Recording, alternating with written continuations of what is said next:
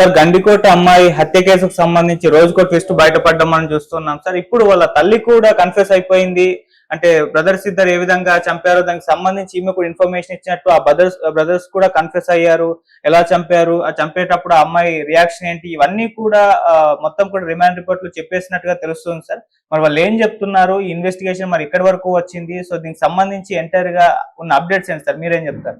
ఈ రోజు మార్నింగ్ కొన్ని అప్డేట్స్ బయటకు వచ్చాయి. అదేంటంటే గత 3-4 రోజుల నుంచి వాళ్ళ తల్లి తండ్రి, ఆ అమ్మాయి వైష్ణవ్ వాళ్ళ తల్లి తండ్రి ప్లస్ ముగ్గురు బ్రదర్స్, ఒక ఓన్ బ్రదర్ బ్రహ్మయ్య, తర్వాత సురేంద్ర, కొండయ్య, ఈ ముగ్గురిని కూడా విచారిస్తున్నట్టుగా తెలిసింది. సో మొదట వాళ్ళు మాకేం పాపం తెలీదు, మా బిడ్డను మేము చంపుకుంటామా అన్న ఒక లాజిక్. రెండు, ఒకవేళ చంపేట్టుకుంటే మా ఇంట్లోనే చంపుతాం కదా, ఇంత ఇదెందుకు అనేది ఒకటి. మూడవది, మా బిడ్డను మేము చంపితే బట్టలు లేకుండా అలా చేస్తారా అన్నదమ్ములు అని తల్లి మాట్లాడడం. ఇవన్నీ మీడియాతో కూడా వాళ్ళు మాట్లాడారు, పోలీసులతో కూడా ఫస్ట్ అదే మాట్లాడారు. అయితే పోలీసులు ఆల్రెడీ కొన్ని రకాల ఆధారాలు సేకరించారు. ఎందుకంటే ఈ గండికోట మనకి ఆల్రెడీ ఈ స్టోరీ అంతా తెలుసు. 14వ తేదీ అమ్మాయి కాలేజీకి వెళ్ళింది. అక్కడ ముందే 11వ తేదీ అమ్మాయి ఇన్స్టాగ్రామ్ లో, అంటే వాళ్ళ తల్లి ఫోన్ లో నుంచి ఇన్స్టాగ్రామ్ లోకి వెళ్ళి ఇన్స్టాగ్రామ్ నుంచి అతనికి లోకేష్ కి మెసేజ్ పెట్టింది. సో నువ్వు ఇలాగా 14వ తేదీ మన ఇద్దరం అక్కడికి కలుద్దాం, మా అన్న ఊరెళ్తున్నాడు, మా అమ్మ కూడా ఊరెళ్తుందని చెప్పింది.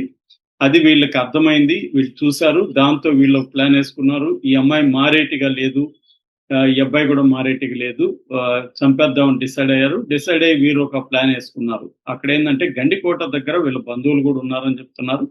సో వాళ్ళకి లోకల్ గా గండికోటకి సంబంధించి మొత్తం విషయాలు క్లియర్ గా తెలుసు. అక్కడ టెరైన్ ఎలా ఉంటది, ఎక్కడెక్కడ దారులు ఉన్నాయి అవన్నీ తెలుసు. గండికోట వెనక వైపు నుంచి 2 రకాల దారులు ఉన్నాయని చెప్తున్నారు. ఆ 2 రకాల దారుల గుండా వాళ్ళు వచ్చారు. మొత్తం రెక్కి కూడా చేసుకున్నారు. కెమెరాలు 2 చోట్లే ఉన్నాయి. ఒకటేమో గేట్ దగ్గర, ఇంకోటేమో టోల్ గేట్ దగ్గర. హరిత గెస్ట్ హౌస్ ఉంది లోపల, అక్కడ కెమెరా ఉన్నా కూడా అది పనిచేయట్లేదు. ఇవన్నీ కూడా వాళ్ళు క్షుణ్ణంగా పరిశీలించి లోపల ఎక్కడ కెమెరాలు ఉండవు అనుకున్నారు. అట్లాగే మండే కాబట్టి పెద్ద టూరిస్టులు కూడా ఎక్కువగా లేరు. సో ఇవన్నీ ప్లాన్ చేసుకుని వాళ్ళు ముందుగానే ఉన్నారు. ఈ సురేంద్ర అంటే ఫస్ట్ ఇది తెలిసిపోయి లోకేష్ వాళ్ళ మామ అతనికి ఫోన్ చేసి, ఇట్లా సురేంద్ర ఎదుగుతున్నాడు, నీ గురించి నువ్వు జాగ్రత్త అని చెప్పేసరికి ఈ అబ్బాయి 10:40కి 8:32కి అమ్మాయిని తీసుకెళ్ళాడు. 10:40కి అబ్బాయి బయటకు వచ్చేసాడు. వచ్చేసిన తర్వాత సురేంద్ర వెళ్ళాడు. సురేంద్ర మీడియాతో ఏం చెప్పాడు, నేను 5 నిమిషాలే వెతికాను, అందరికి ఫోటోలు చూపించాను, అక్కడ ఊరు లేరన్నారు, సరే వచ్చేసాను అని చెప్తున్నాడు. కానీ సురేంద్ర అక్కడ ఎక్కువసేపు ఉన్నాడని, తర్వాత ఈ అమ్మాయిని గుర్తుపట్టడానికి వాళ్ళ బంధువులకి ఫోటోలు కూడా ఫోన్లో పంపించాడనేది ఒకటి పోలీసుల దృష్టికి వచ్చింది. రెండోది, కొండయ్య చెన్నై వెళ్ళాడని చెప్పారు. కానీ కొండయ్య ఫోన్ కూడా ఈ పరిసరాల్లోనే ఉన్నట్టుగా సెల్ టవర్ టెక్నాలజీ ద్వారా కనిపెట్టారు అనమాట. సో ఈ ముగ్గురు బ్రదర్స్ ఫోన్లు అక్కడే ఉన్నాయి. ఎప్పుడు ఈ హత్య జరిగింది, ఎప్పుడు 12 నుంచి 4 లోపల జరిగింది. ఆ టైంలో వాళ్ళ ఫోన్లు కూడా, ముగ్గురు ఫోన్లు అక్కడే ఉన్నాయి. ఈ సురేంద్ర ఫోన్లో నుంచి వాళ్ళ బంధువులకి ఈ అమ్మాయి ఫోటో కూడా వెళ్ళింది, అమ్మాయిని గుర్తుపట్టడానికి. ఇదంతా జరిగినాక సురేంద్ర ఆ అమ్మాయిని చూశాడు, ఆ అమ్మాయి సురేంద్రను చూసింది. అమ్మాయికి అర్థమైపోయింది వీళ్ళు నా కోసం వస్తున్నారని. సో ఆ అమ్మాయి పరిగెత్తుకెళ్ళిందని చెప్తున్నారు. ఆ పరుగులు తీసినప్పుడు చెప్పులు 2 చోట్ల అమ్మాయిలు పడిపోయింది. మొత్తానికి అమ్మాయిని పట్టుకోగలిగారు. పట్టుకున్నప్పుడు కూడా అమ్మాయి ఏడుస్తూ, నేనేం పాపం చేశాను, నాకు నచ్చిన అబ్బాయిని ప్రేమించడమే తప్ప అని ఏడుస్తూ, మీ కాళ్ళు మొక్కుతా అని కాళ్ళ మీద పడ్డానికి ట్రై చేస్తుంటే వీళ్ళు అమ్మాయి చేతులు వెనక్కి విరిచి కట్టి టార్చర్ పెట్టారని చెప్తున్నారు. పిడిగుద్దులు గుద్దారు. ఒక కన్ను కంప్లీట్ గా కలర్ మారిపోయి వాసిపోయిందని చెప్తున్నారు. అట్లాగే లివర్ కూడా కంప్లీట్ బ్లాక్ అయిపోయింది వాళ్ళ పిడిగుద్దులు గుద్దిన దానికి. అమ్మాయి చాలా బలహీనంగా ఉంది. వీళ్ళు ముగ్గురు పిడిగుద్దులు గుద్దారని చెప్తున్నారు. కడుపులో తన్ని చేతులు వెనక్కి కట్టి చేసి, ఆ తర్వాత మొత్తం లోకేష్ మీద వేసేయాలని చెప్పి బట్టలు ఇప్పేసి, ఆ అమ్మాయి పంజాబీ డ్రెస్ ఉంటే దాన్ని ఇప్పేసి న్యూడ్గా అక్కడ పడుకోబెట్టి చేశారు. అంటే ఇదంతా కూడా లోకేషే చేశాడని కలరింగ్ ఇవ్వడానికి. ఎందుకంటే లోకేష్ కెమెరాలో రికార్డ్ అవుతాడని కూడా వాళ్ళకి తెలుసు. సో ఇవన్నీ లోకేష్ మీదకి వెళ్ళిపోతుందని చెప్పి వాళ్ళు ప్లాన్ చేసుకొని ఆ ముళ్ళల్లో పడేశారు. ఆ తర్వాత ఏమీ తెలియనట్టు పోలీసులకి ఈవెనింగ్ కంప్లైంట్ ఇచ్చారు. ఈవెనింగ్ కాలేజ్ దగ్గర కూడా 4 వరకు ఉన్నాడు కాలేజ్ దగ్గర. ఎందుకంటే వాళ్ళ ఎలిబి కోసం మేము ఇక్కడే ఉన్నాం కదా అన్న ఒక ఎలిబి క్రియేట్ చేయడానికి కాలేజ్ దగ్గరే ఉన్నారు. ఎందుకంటే కాలేజ్ దగ్గర కెమెరాలు ఉన్నాయి. ప్లస్ అక్కడ పిల్లలు కూడా స్టూడెంట్స్ కూడా వీళ్ళు ఉన్న విషయం చెప్తారని చెప్పి ఉన్నారు. వీళ్ళెందుకు అక్కడ ఉన్నారంటే కాలేజీకి వస్తుంది ఆ అమ్మాయి, ఎక్కడికో వెళ్ళింది కాలేజీకి వస్తుంది అన్నట్టుగా వీళ్ళు ఉన్నారనమాట. ఇదంతా కూడా పోలీసులు సేకరించారు. సో వీళ్ళ ప్లాన్ అంతా. సో అట్లాగే ఈ అమ్మాయి కానీ వాళ్ళ అంటే ఈ అమ్మాయి వాళ్ళ అమ్మ కానీ నాన్న కానీ మీడియాతో మాట్లాడినప్పుడు ఎక్కడ కూడా ఒక కంటి చుక్క నీరు లేదు. పైగా అమ్మాయి దబాయించి మాట్లాడుతుంది. ఎంతసేపు లోకేష్ చంపేశాడు అనేదే వాళ్ళు చెప్తున్నారు. లోకేష్ ఎందుకు చంపాడు, లోకేష్కి చంపాల్సిన అవసరం ఏంటనేది అడిగినా కూడా వాళ్ళు చెప్పలేదు. అతను వాళ్ళ సురేంద్ర కూడా ఏమన్నాడు, ఈ అబ్బాయి ప్రేమించుకున్నారు, అది మాకు ఇష్టం లేదు, అందుకోసం మేము ప్రొద్దుటూరుకి అమ్మాయిని తీసుకొచ్చేసాము, ఆ అబ్బాయిని నేను సీరియస్ గా హెచ్చరించాను. సో మేమేమనుకున్నాం అంటే ఇంకా వీళ్ళిద్దరు కలవర్లే అనుకున్నాం, కానీ అతను ట్రాప్ చేశాడు మా అమ్మాయిని. సో మా అమ్మాయిని బెదిరించాడు, నువ్వు కానీ నాతో కంటిన్యూ కాకపోతే నేను కోసుకుంటాను, గొంతు కోసుకుంటాను, మీ ఇంట్లో వాళ్ళ మీదకి వచ్చే విధంగా నేను సూసైడ్ లెటర్ రాసి పెట్టేసి చనిపోతానని బెదిరించడంతో ఈ అమ్మాయి భయపడి ట్రాప్లోకి వెళ్ళింది అనేది సురేంద్ర చెప్పాడు. కానీ ఇప్పుడు విషయం ఏంటంటే ఈ 11వ తేదీ ఈ అమ్మాయి అతన్ని రమ్మని చెప్పింది.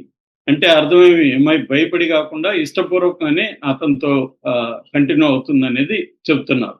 సో అలాగా మొత్తానికి పోలీసులు దీన్ని ఛేదించారనేది చెప్తున్నారు. కాకపోతే వాళ్ళు బయట పెట్టడానికి సెన్సిటివ్ గా ఫీల్ అవుతున్నారు. ఎందుకంటే ఇది మొత్తం కడప జిల్లాలోనే ఇంత క్రూయల్ గా ఎప్పుడూ జరగలేదు. తల్లిదండ్రులు ఒక పరువు హత్య ఇంత దారుణంగా ప్లాన్ చేసి ఎప్పుడు చంపలేదు. మామూలుగా కోపంతో ఆవేశంతో కొట్టి చంపేయడమో లేకపోతే నరికి చంపేయడమో చేస్తున్న హత్యలనే మనం ఇప్పటివరకు చూసాం. ఇదేంటంటే కోల్డ్ బ్లడెడ్ గా ఒక ప్లాన్ ప్రకారం చేసి దాన్ని లవర్ మీద పెట్టేయడానికి ట్రై చేసి మీడియాతో కూడా వాళ్ళు ధైర్యంగా మాట్లాడి చేస్తున్నారు. ఇప్పుడు ప్రజలంతా కూడా కామెంట్లు పెడుతున్నారు తల్లి మీద, ఆమె మహానటి అని. ఇంట్లో ఎందుకు చంపలేదంటే ఇంట్లో చెప్తే వాళ్ళు ఈజీగా దొరికిపోతారు కాబట్టి ఇంట్లో చంపదలుచుకోలేదు. ఇక్కడైతే వాళ్ళు వీడి దగ్గర ఉన్నప్పుడు చంపేస్తే వాడి మీదకి వెళ్ళిపోతుంది, ఒక పెట్టెకి ఒక దెబ్బకి 2 పెట్టెల్లాగా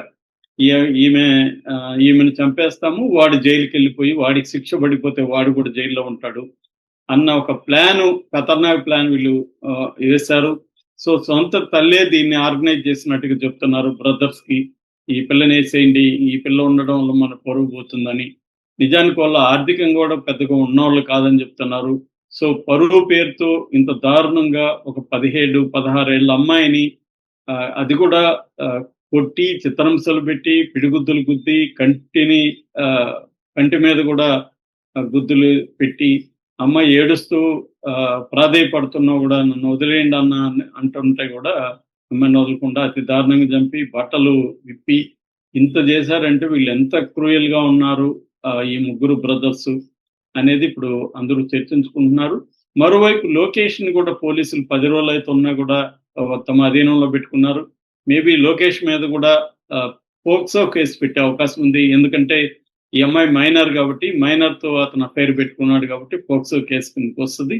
సో లోకేష్ ని పోక్సో కింద పెట్టి వీళ్ళ తల్లిదండ్రుల్ని ప్లస్ ఈ ముగ్గురు బ్రదర్స్ ని వీళ్ళకి హెల్ప్ చేసిన అక్కడ గండికోట దగ్గర ఉన్న బంధువుల్ని వీళ్ళందరినీ కూడా మీడియా ముందు ప్రవేశపెట్టి దాని తర్వాత కోర్టుకి పెట్టే అవకాశం ఉంది. తర్వాత కూడా వీళ్ళు ఎందుకు ఎంత లేట్ చేస్తున్నారు పోలీసులు అంటే, ఒకటి సెన్సిటివ్ ఇష్యూ, 2 కంప్లీట్ గా సీన్ రికన్స్ట్రక్షన్ అవన్నీ తీసుకొని వాంగ్మూలాలన్నీ తీసుకొని రిమాండ్ రిపోర్ట్ క్లియర్ గా రెడీ చేసి పకడ్బందీగా టెక్నికల్ దీంతో పెట్టాలని, అట్లాగే FSL statement forensic science lab కి సంబంధించిన స్టేట్మెంట్ తీసుకోవాలని, అంటే ఆధారాలన్నింటినీ పక్కాగా చేసి వీళ్ళకి అందరికి కూడా శిక్షలు పడే విధంగా చేయాలి.